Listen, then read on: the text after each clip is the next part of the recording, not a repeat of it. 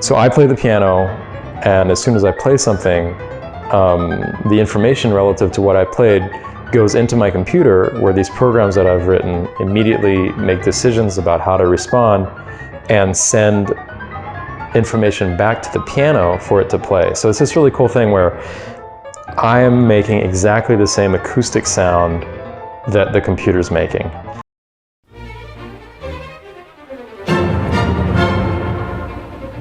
The future of music. How is music and innovation going to work together?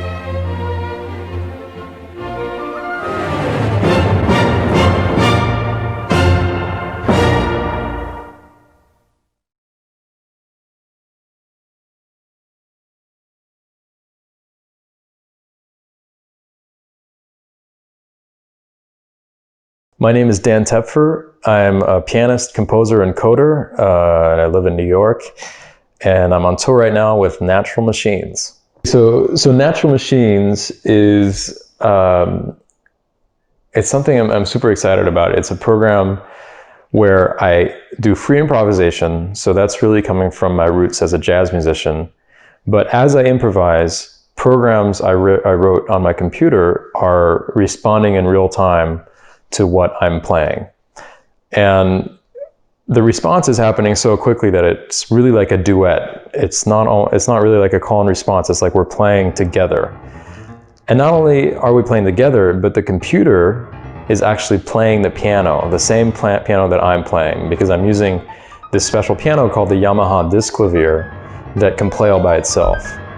So I play the piano, and as soon as I play something, the information relative to what I played goes into my computer, where these programs that I've written immediately make decisions about how to respond and send information back to the piano for it to play. So it's this really cool thing where I am making exactly the same acoustic sound that the computer's making. And in addition to that, every time music is happening, I'm also sending data to these other programs I wrote that generate visuals that represent the music. And the visuals can be like a really detailed representation of the music, because they're not going just from the sound of the music, they're actually going from the underlying data. And not only the underlying data, but the actual structure of it. So for example, if I'm playing something, if I'm improvising something on the piano, I could decide to make that white, for example, in the shapes that represent the notes I'm playing in the visualizations. But if the computer's responding to what I'm playing, I could make that red or green or some other color, or make it a different shape. So in the visualizations, not only do you see what notes are being played, but you can also see how the music is being structured algorithmically. You can see what I'm playing, what the computer's playing, and if the computer's responding to itself, like some of the algorithms I've written have up to like 9 layers of response, where one first response is happening, and then that's immediately generating another response under it, which is generating another one. All these layers I can keep separate in the visualization. So, it's something kind of special to have access to this incredibly detailed data and to turn that into images.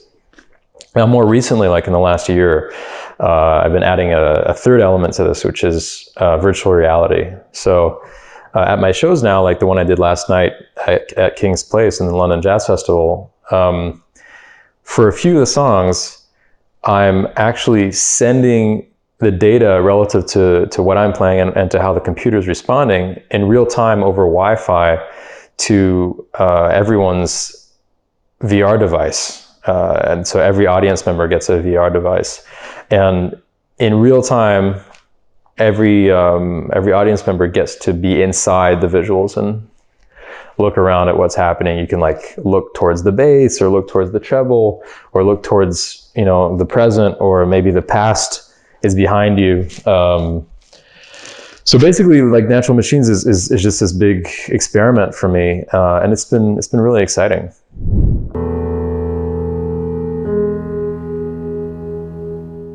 So Natural Machines is really about this idea of finding the intersection between the algorithmic and the spiritual in music, because a lot of the music that I love like the music of Bach or the music of Bartok or Ligeti or music of John Coltrane.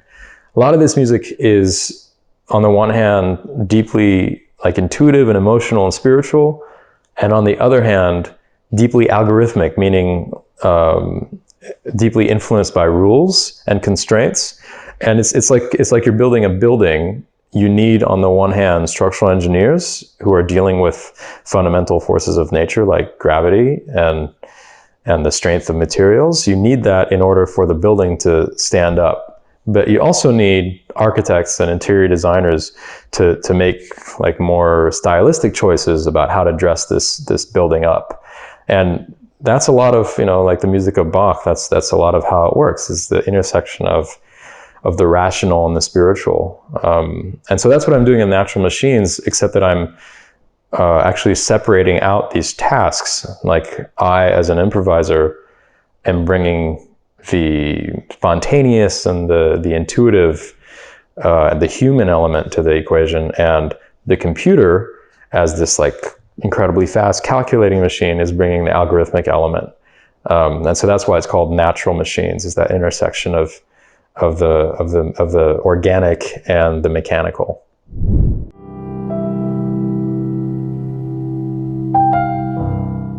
Yeah, so I feel like I've been developing natural machines my whole life, because my father is a biologist and my mom was an opera singer. And actually my grandfather, my mom's father, was a jazz pianist on the West Coast. So I always grew up surrounded by music and by science, and both those things have been super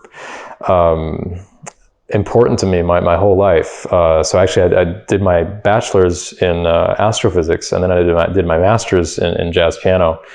And like my whole professional life has been in music as a jazz musician mainly. But I never stopped being passionate about science, and I've been teaching myself computer programming since I was a kid.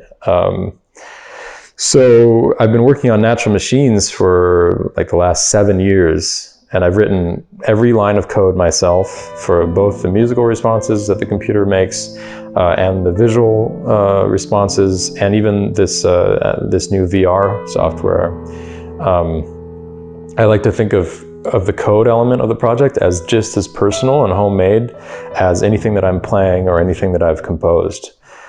But yeah, it's a super exciting project for me, because it's the first time in my life that I feel like I'm presenting something professionally, a work that brings together every aspect of who I am.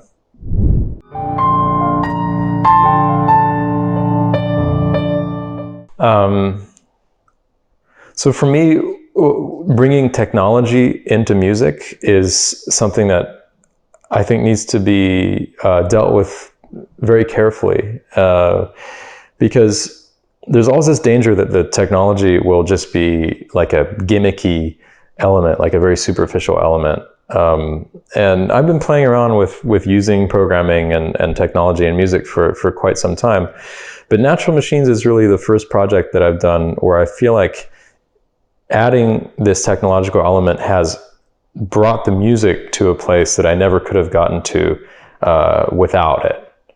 And that's really important to me, because it means it's a really integral part of the project. So one of the most gratifying responses for me that I've gotten from the Natural Machines project is when people tell me that they not only dug the technological aspect of it, but also were really moved by the music. And that's why I released the record both as a video album on YouTube and just as a straight CD without any visuals, because I really want the music to stand on its own. I think, without knowing anything about the technology, I want you to be able to close your eyes and for the music to move you. That's just really essential to me. So yeah, when people have a really genuinely emotional experience with this project, that is hugely important to me. I also, one of the really nice responses I've gotten is when people tell me that the visuals I've created, which represent the music as it's being improvised, help them understand the music better, help them to understand the structure of the music better, and actually help them to get into the music more. When I hear that, I feel like there's a real like musical purpose to the visuals that feels legitimate.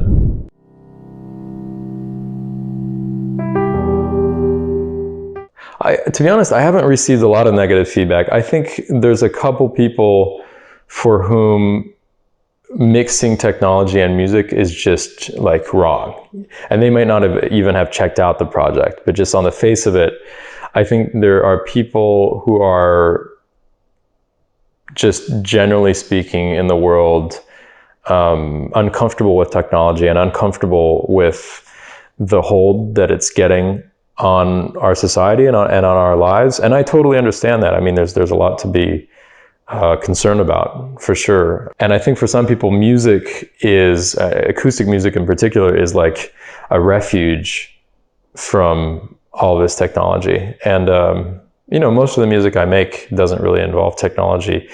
And so I think the refuge that music provides from distraction is extremely important.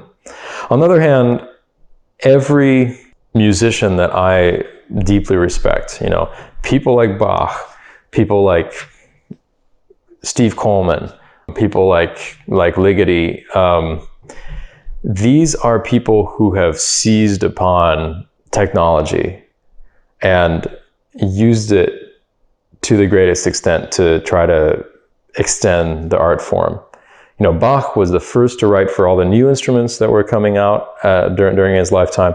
He was actually an expert on probably the most high-tech device that was around during his lifetime in the 17th century, 17th and 18th centuries, which was the organ, the pipe organ. He was an expert. He would travel. He would get hired to fix organs in different cities around where he lives. And pretty much every notable composer has taken whatever technological developments happen and made music with it.